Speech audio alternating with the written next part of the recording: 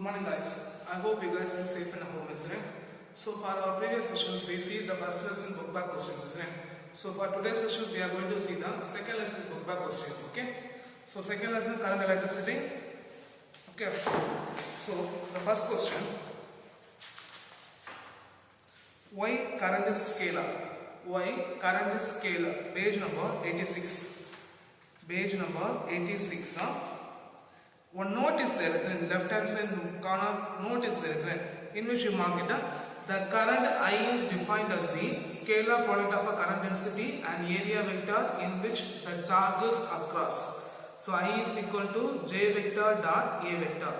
The current I can be positive or negative depending on the choice of a unit vector normal to the surface area A. That much you have to mark, okay?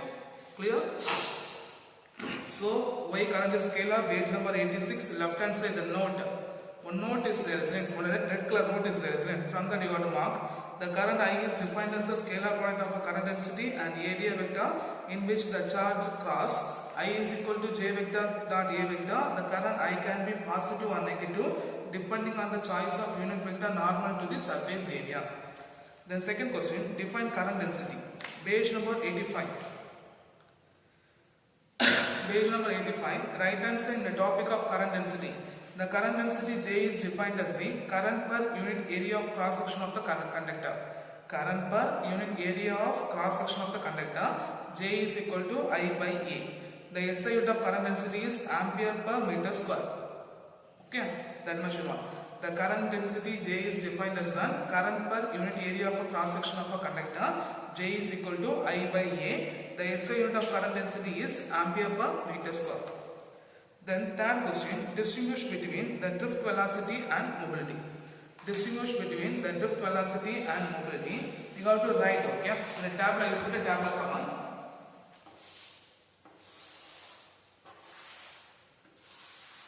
In the first, you put a heading, drift velocity. The second one, you put a heading, mobility. Okay, so for drift velocity, first point you have to write. The drift velocity is the average velocity acquired by the electron inside the conductor when it is subjected to an electric field. So what's the point you have to write for drift velocity? The drift velocity is the average velocity acquired by the electron inside the conductor when it is subjected to an electric field. Okay, when it is subjected to an electric field. Then for mobility, you have to write the mobility of electron is defined as the magnitude of the drift velocity per unit electric field.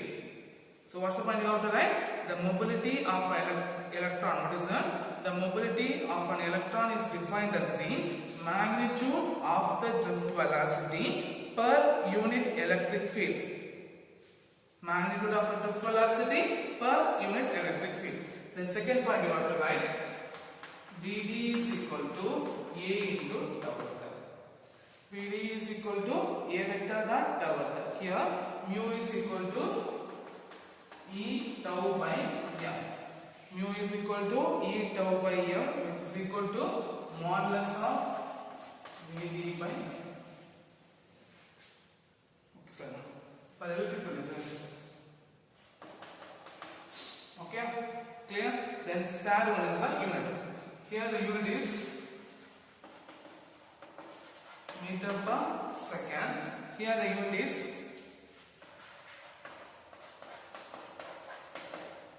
meter square per voltage per second. Meter square per voltage per second.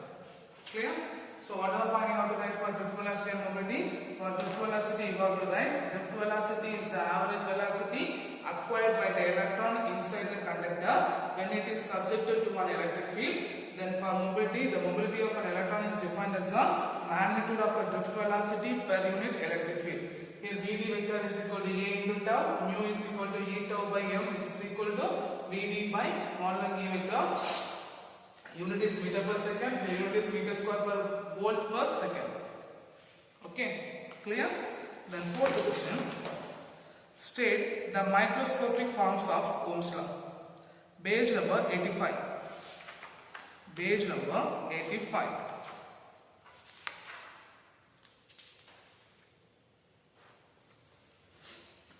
In the topic of current density, from to you got to mark, okay? The current density J is defined as an current per unit of cross section.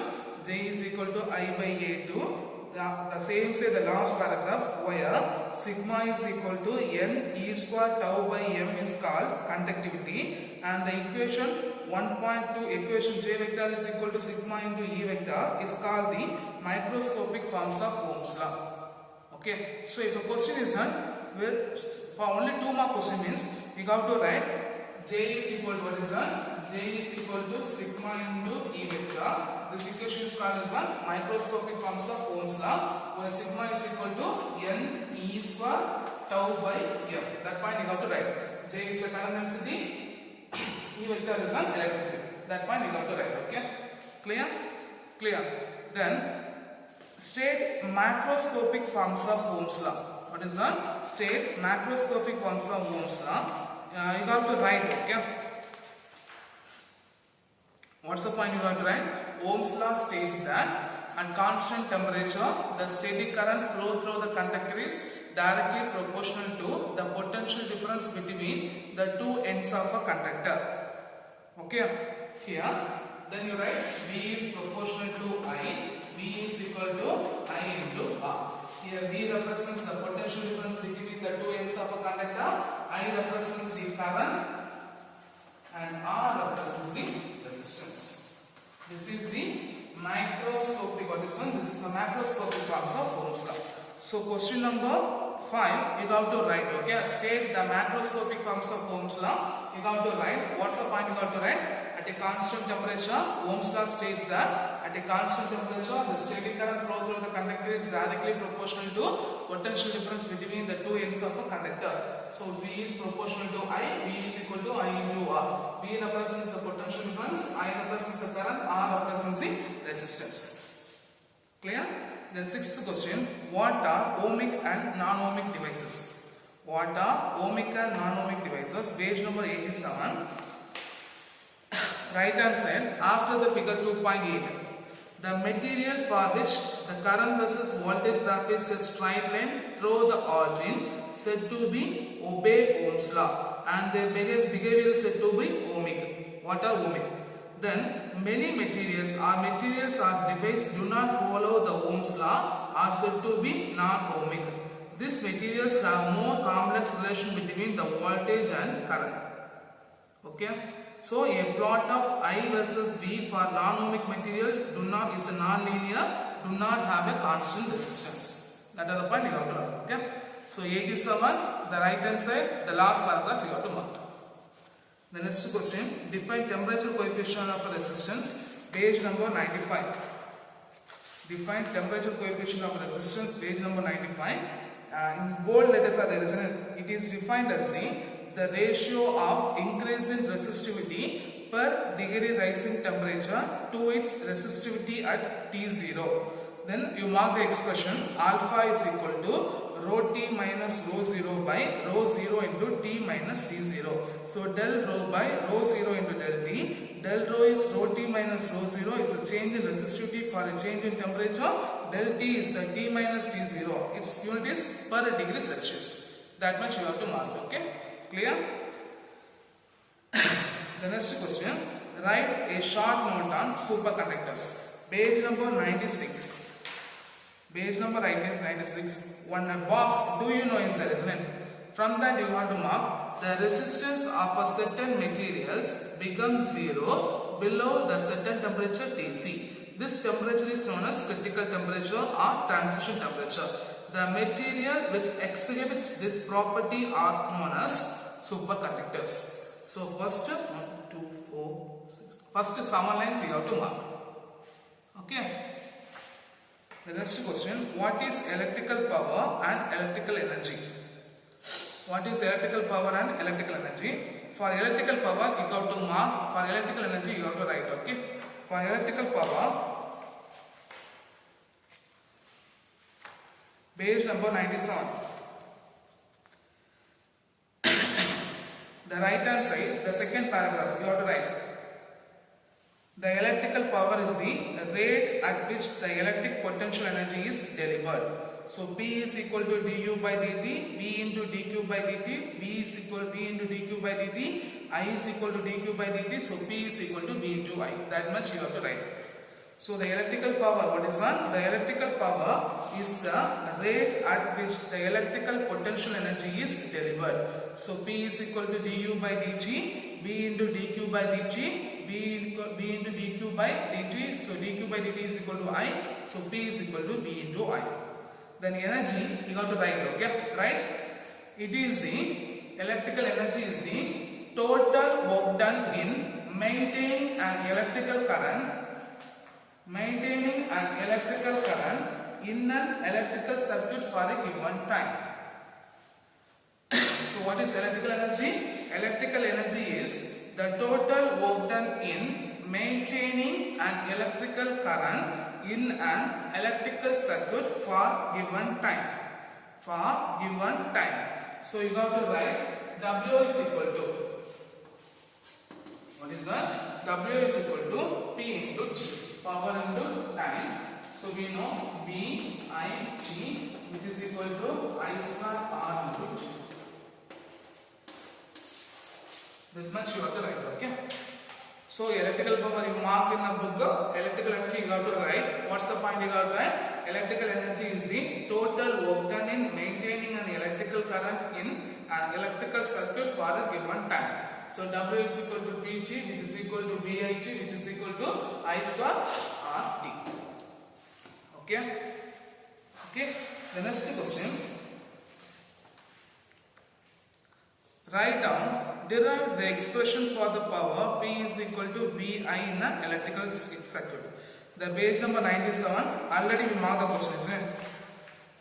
That only you have to mark, okay? Previous question, what are the points you have to mark? That only you have to mark, okay? The next question, write down the various forms of expression for power in electrical circuit. Page number 98.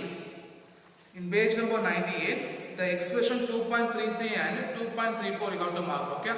The expression 2.33 and 2.34 you have to mark. Okay. The next question, state Kirchhoff current rule. Page number 104. State Kirchhoff current rule. Page number 104. The right hand side, the last paragraph. It states that the algebraic sum of the current at any junction of a circuit is zero. It is a statement of law of conservation of electrical charge. It is a statement of law of conservation of electrical charge. That much you have to mark. The next question, state the Kirchhoff voltage rule. Page number 105, right hand side, the first paragraph. It states that in a closed circuit, the algebraic sum of the product of the part of current and the resistance of each part of a circuit is the total EMF included in the circuit. So the rule follows is from the law of conservation of energy. That much you have to write, okay? The next question, state the principle of potentiometer. Page number 110. Page number 110. The expression 2.58. E is equal to IRL, where I, since I and R are constant, E is proportional to L. So the EMF of a cell is directly proportional to the balancing line. The EMF of a cell is directly proportional to the balancing line. This is the principle of potentiometer, okay? Then, what do you mean by internal resistance of a cell? Page number 100.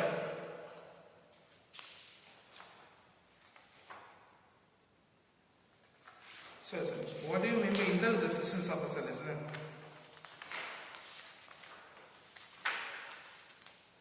Page number 100, right hand side,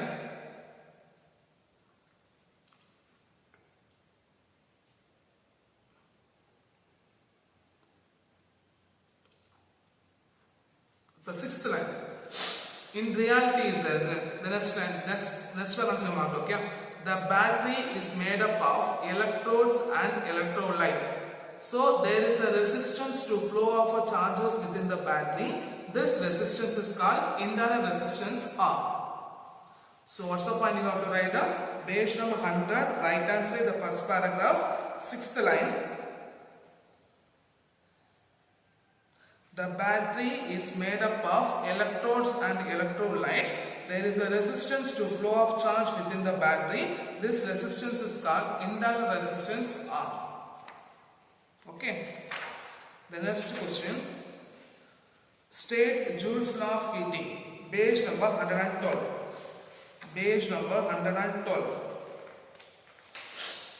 In the expression 2.68, H is equal to I square RT. Then you mark the point, next paragraph, third line. It states that the heat developed in an electrical circuit is due to the flow of current varies is directly as the square of current, the resistance of a circuit, the time of the flow. That much you have to mark, okay? The next question, what is Seebeck effect? What is Seebeck effect? Page number 114. The right hand side, the first paragraph. Seebeck discovered that in a closed circuit consisting of two dissimilar metals, when the junctions are maintained at different temperature, an EMF is developed. The current that flow due to the EMF developed is called thermoelectric current. The two dissimilar metals connected to form a junction is known as thermocouple. That much you have to mark, okay?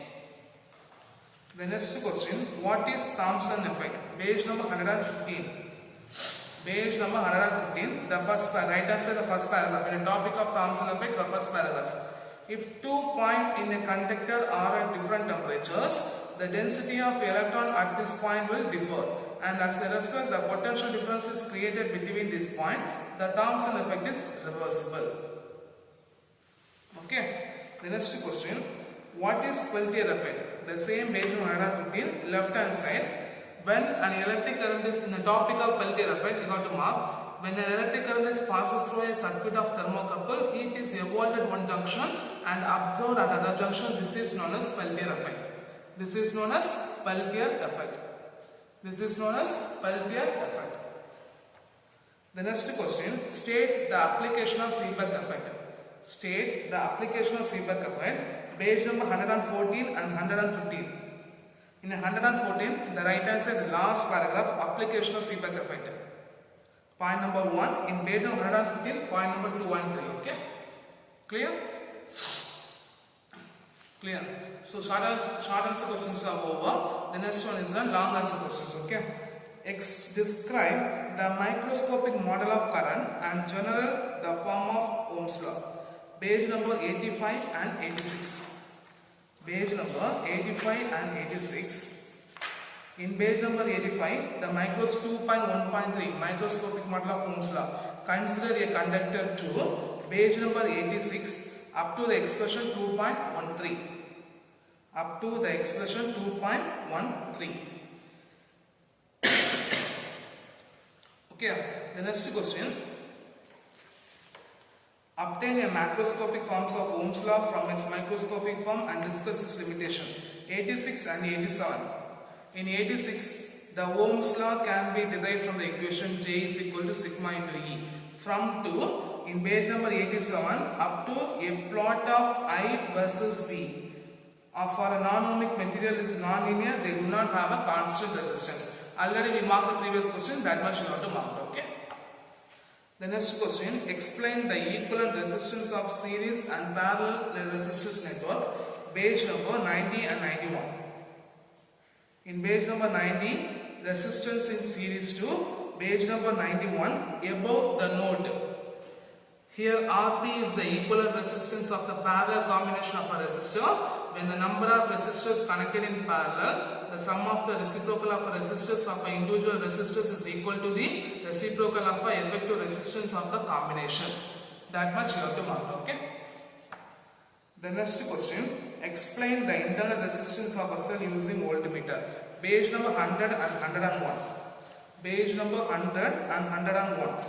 In page number 100, determination of internal resistance, one topic is there. From 2, the EMF of a cell is measured to page number 101 above the example 2.17.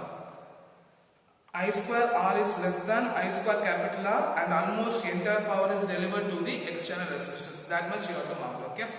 So based on 100, determination of internal resistance from a topic, the EMF of a cell psi 2, page number 101, above the example 2.17.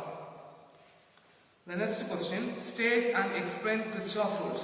Page number 104, 105, 106. Page number 104, 105, 106. In page number 104, you mark the Kirchhoff first rule. Okay. In page number 105, you mark the Kirchhoff second rule. Okay. Then page number 106, above the example, Kirchhoff voltage rule has applied only when all the current in a circuit reaches the steady state condition. That much you got to mark. Okay.